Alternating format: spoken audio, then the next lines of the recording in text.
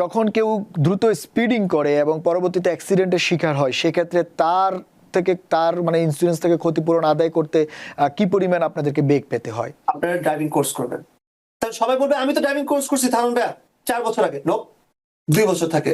দেখা যাবে আগের পয়েন্টস গুলো মিলায় একটা পয়েন্টে এমন চলে গেছে যে ওর এখন লাইসেন্স সাসপেন্ড হয়ে যাবে, বা ওকে যে লাইসেন্স সাসপেন্ড হয়ে যাওয়াতে ওকে পুলিশ অফিসার ওকে নিয়ে যাচ্ছে। স্পিডিং এর একটি ব্যাপারে আসি, কারণ আপনারা যারা ইনজুরি নিয়ে কাজ করেন বা অ্যাক্সিডেন্ট কেস নিয়ে কাজ করছেন, যখন স্পিডিং একটি মারাত্মক সমস্যা এবং স্পিডিং টিকেট আপনি জানেন রিকলেস ড্রাইভিং এখন 5 পয়েন্ট, স্পিডিং এ 7-8 পয়েন্ট পর্যন্ত হারিয়ে ফেলতে পারে। তার মানে তার বলা যায় লাইসেন্স একেবারে সাসপেন্ডের খুব কিনারে চলে যায়। তো যখন কেউ দ্রুত স্পিডিং করে এবং পরবর্তীতে অ্যাক্সিডেন্টের শিকার হয় সেক্ষেত্রে তার মানে ইন্স্যুরেন্স থেকে ক্ষতিপূরণ আদায় করতে কি পরিমাণ আপনাদেরকে বেগ পেতে হয়? অফকোর্স, সো একটা গাড়ি অ্যাক্সিডেন্ট করার পর যদি ওইখানে যদি টিকিট দেওয়া হয় তখন কিন্তু গাড়ি খালি হচ্ছে যে আমি টিকিট পেলাম না, আমার যে ইন্স্যুরেন্স আছে, অ্যাক্টিভ যে ইন্স্যুরেন্স আছে, ওই ইন্স্যুরেন্স একটা কপি দিতে হয় জাজকে, কোর্টকে। দেখো আমার গাড়ি অ্যাক্সিডেন্ট হয়েছে, এই যে আমার যে অ্যাক্টিভ একটা পলিসি আছে, এই যে নাও। তারপর হচ্ছে যে আপনার টিকিটের যে পেমেন্ট গুলো, যদি যখন আমরা পেমেন্ট গুলো করি, হ্যাঁ, পেমেন্ট গুলো আমাদের তাড়াতাড়ি আগে করে দেওয়া উচিত, আমাদের এগুলোতে আমাদের ডিলে করা উচিত না। কিন্তু আমরা কিন্তু সবসময় কিন্তু কোর্টকে বলতে পারি যে আমাকে একটা পেমেন্ট প্ল্যান দাও, যদি আপনাদের যদি এফোর্ড করতে না পারে তখন কিন্তু একটা পেমেন্ট প্ল্যান দেয় ওরা অলওয়েজ। সাপোর্ট আপনাকে একটা পেমেন্ট প্ল্যান দিয়ে দিল, আপনার পেমেন্টটা আপনি আস্তে আস্তে পেমেন্টটা করে দিলেন। এরকম অনেক ক্ষেত্রে যখন হচ্ছে স্পেশালি হচ্ছে যখন গাড়ি অ্যাক্সিডেন্ট হয়, ইন্স্যুরেন্সের যে আমি আরেকটা টিপস দিতে চাই, ছোট একটা টিপস। সেই টিপস হচ্ছে যে আপনারা যদি টিকিট পান, আপনারা ড্রাইভিং কোর্স করবেন, তাহলে সবাই বলবে আমি তো ড্রাইভিং কোর্স করছি থানুন ভাইয়া 4 বছর আগে। নো, 2 বছর থাকে। আচ্ছা, রাইট। তো আপনার যদি এখন একটা ধরেন আমি একটা টিকিট পেয়ে গেলাম, এখানে আমি অনেক কষ্ট করে আমি এটা 1 পয়েন্ট জাজ দিবেই, আমি 1 পয়েন্টটা নিব, 1 পয়েন্টটা নিয়ে আমি আমার ক্লায়েন্টকে বলবো যে তুমি ড্রাইভিং কোর্স করো। ড্রাইভিং কোর্স করলে 2 পয়েন্ট নেমে যাবে। সো ড্রাইভিং কোর্স কিন্তু 2 বছর থাকে একটি। তো আপনাদের মাথায় রাখতে হবে যে ড্রাইভিং কোর্স 2 ইয়ার্স। সো 2 বছরের মধ্যে যদি আপনারা যদি ড্রাইভিং কোর্সটা না করা থাকে, আপনারা আবার ড্রাইভিং কোর্সটা করেন। আচ্ছা, সেক্ষেত্রে আপনি বলছেন ড্রাইভিং কোর্সটা বেশ কাজে দিবে যদি কেউ এটা করে থাকে। মানে যদি স্পিডিং টিকেটে যদি মানে পয়েন্ট যদি মানে নিতেই হয়, কিছু করার না থাকে।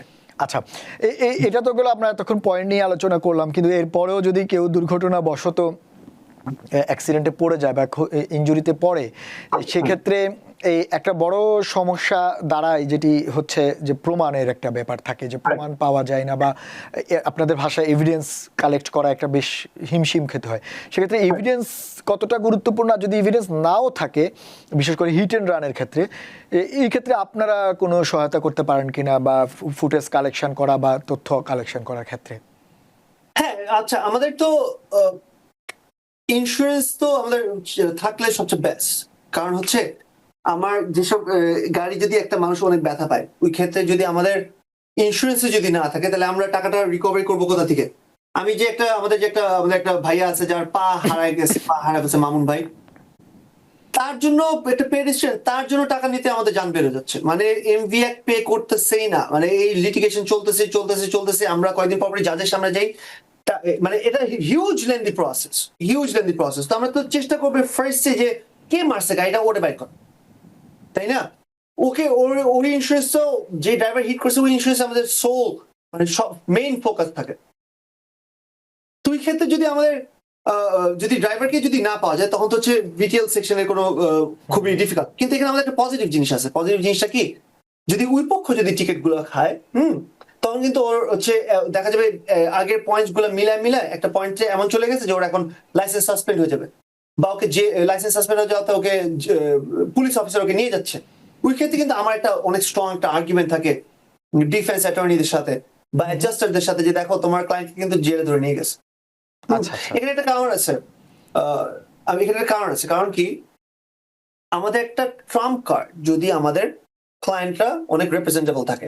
আচ্ছা, আর এটা আমাদের একটা ট্রাম্প কার্ড যদি ওই ড্রাইভারটা যদি একটু, আমি কি বলবো, যে যাকে মানে সে ধরেন হচ্ছে মানে একটা ড্রাগ ডিলার, রাইট, যে ওকে যখন আমি জুরির সামনে নিবে, তখন ইন্স্যুরেন্স অ্যাডজাস্টাররা কিন্তু আমাকে আগে মানে ডিফেন্স অ্যাটর্নি আগে ওটা সেটেল করা ট্রাই করবে, যে না আমার জুরির সামনে ওকে নেওয়া যাবে না। কিন্তু ওরও যদি অনেক সুন্দর অনেক ভালো একটা মানে একটা ড্রাইভার থাকে, আমার যদি ভালো একটা ড্রাইভার থাকে, তখন আমরা চেষ্টা করবো যে আমরা দুজন যেন মিউচুয়াল এগ্রিমেন্টে আসি। কিন্তু যদি কোনো একটা পক্ষে যখন আমার একটা ক্লায়েন্ট আছে, কিন্তু ক্লায়েন্ট যখন ওই অ্যাটর্নি যখন আমার ক্লায়েন্টকে কোয়েশ্চেন গুলো করছে, আমার ক্লায়েন্ট এত বেয়াদবি করছে যে আমি চিন্তা করছি ওকে আমি জুরির সামনে আমি নিতে পারবো না। সেইসব ক্ষেত্রে হচ্ছে টিকিটটা কিভাবে এফেক্ট করবে, যখন আমার ক্লায়েন্ট যদি অনেকগুলো টিকিট পায়, দ্য সেম টাইম যদি আবার জুরির সামনে যদি ওকে আমি রিপ্রেজেন্ট করতে পারি খুব সুন্দর করে, ওকে যদি দেখা যায় না ও একটা তখন এটা ভালো হবে। এট দ্য সেম টাইম ওই মানুষগুলো অনেকগুলো টিকিট পাইলে বা অনেক কিছু হইলে আমি আর্গিউ করতে পারি যে দেখো ওরা আসলে একটা ক্রিমিনাল বা একটা ওর এরকম অ্যাক্সিডেন্ট করার একটা প্রোন আছে। না সেটি তার মানে আপনি বলতে চাচ্ছেন যে ব্যাকগ্রাউন্ড চেক একটি ইম্পর্টেন্ট, মানে গাড়ি অ্যাক্সিডেন্টের ক্ষেত্রে অতীতে এই ধরনের ঘটনা বা টিকিট স্পিডিং থেকে শুরু করে নানা ধরনের টিকিট পেয়েছে কিনা সেটিও একটি ফ্যাক্ট হিসেবে কাজ করে।